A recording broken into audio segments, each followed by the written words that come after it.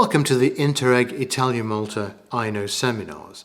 This is seminar 5.7, which summarises top 10 topics for Q&A, for things to think about, from track 5 of the programme, and track 5 relates to business planning and cash flow forecasting. So, key concept number 1 then, mise en place. Think like a chef. Have everything in place and everything ready before you begin a service. And we think that that kind of attitude is really critical in business. Getting a good business plan and cash flow forecast in place ahead of launching a business makes sense. Remember, plan hard and work easy. Key concept number 2, a business plan is vital. This constitutes an important tool for management because it identifies objectives and milestones, the resources that you'll need, and the costs incurred along the way.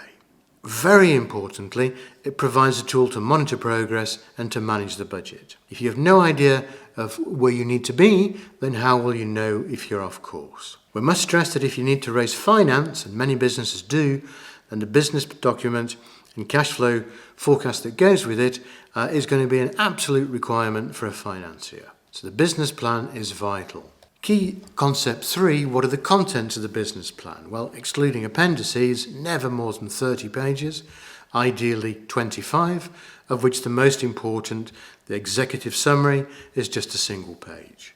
After the executive summary comes the introduction, then the business opportunity, then the management, then the operating plan, and finally the appendices.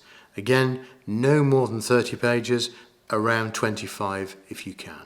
Key concept 4, this executive summary. This is a one-page summary, and that's a really important point.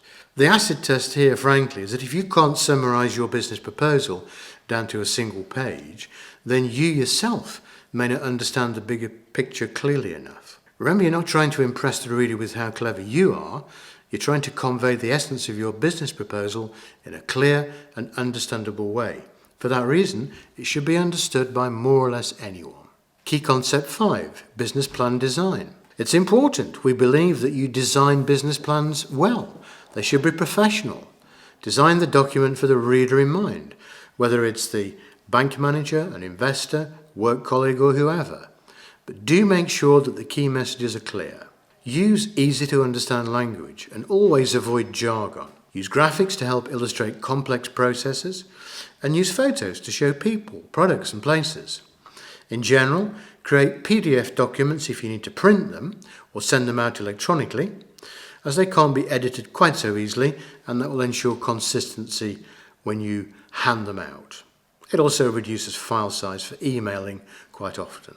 Key concept 6. We think you can learn a lot from newspapers in terms of layout of the page. Look at the illustration that you can see on the slide. There's a clever use of white space. There's a discipline over fonts. There's an interesting photograph, which is a good focus. Now, the 6-column format at the top of the page would be too much for a business plan, but nevertheless, it does show that at the top you have no justification, and at the bottom you have justified columns.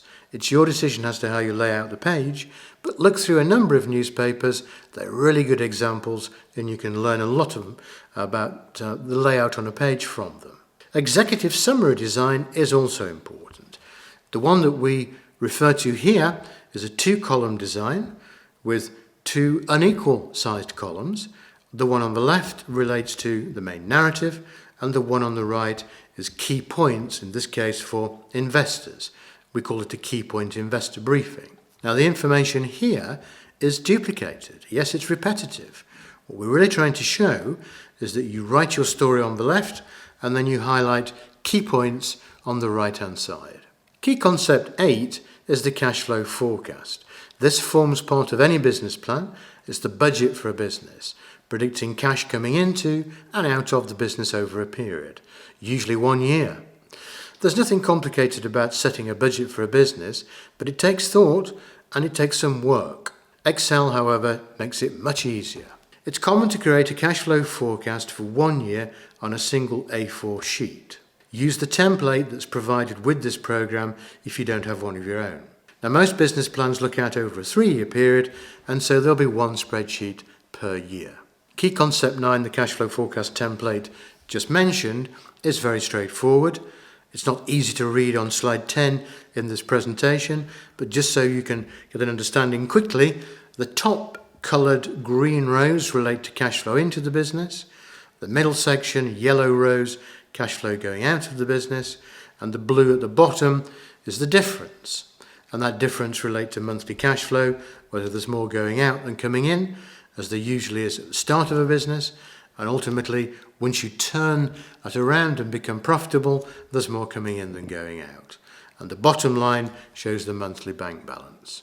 Finally, key concept 10. Key areas to question. Make sure you think about these. 1. Management, and here we mean the management team, including people you can draw upon as advisors, such as your accountant. 2. Intellectual property. Remember that everything is really based upon know-how. A writer preparing a book has copyright over the text they've created, but it's the know-how, what's in their head, that allows them to write the book. A painter creating an artwork, it's the know-how in their head that allows them to create that painting, although they may again have copyright over the picture. So distinguish between know-how, the work or the know-how knowledge, and quite separately, the protection of intellectual property. Thirdly, no matter how good the ideas are, no matter how comprehensive the know-how is, does that translate into a product or service that people will want to buy? If so, how many people, where are they, and when did they buy? That's number 3, the business opportunity, and from that flows the cash flow forecast and the funding.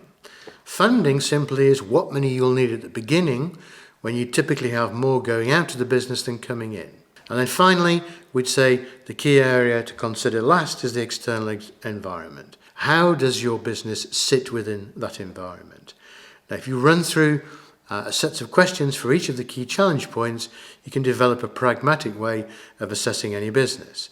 So you can do this for your own business, or you can do this if you're assessing other businesses. So that's the end of this presentation, and we hope that those 10 key concepts give you some food for thought to think about with respect to this track 5, business planning and cash flow forecasting. Thanks for your attention.